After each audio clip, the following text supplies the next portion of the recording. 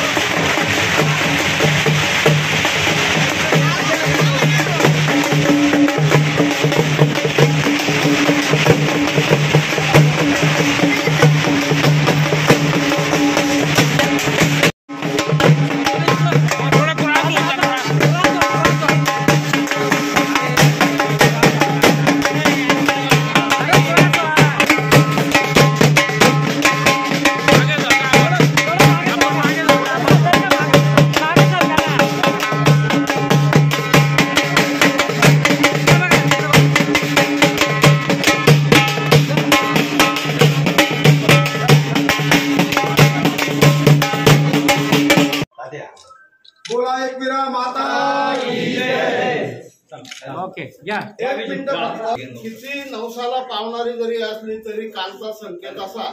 सकाळी आमचे चिरंजीव कुठे हे आहे ते पुजारी आईच्या मांडीवर बसून सेवा करणारे आहेत. सकाळी अनु भैया त्याची जोडीने आले. हे इथं साखरेला असल्यामुळे यांना सकाळी बोलवता आलं नाही. पण बरोबर 11:15 वाजेला विजू नाना कुलकर्णी आले. चेहरा असा डाऊन झालेला. त्यावेळेची परिस्थिती हे झाल्यानंतर त्यांना म्हटलं एका मिनिटात बोलवलं. याला बोलवलं. याने सांगितलं मी पेढे घेऊन येईल, तुम्ही पेढे घेऊ नका या म्हणे. असं त्यांनी सांगितलं. 12च्या आरतीला आई भगवतीलाही आणि काल भैरव जयंती असल्या कारणाने काल भैरव जयंतीलाही कापूर लावून त्यांनी मागितला आशीर्वाद.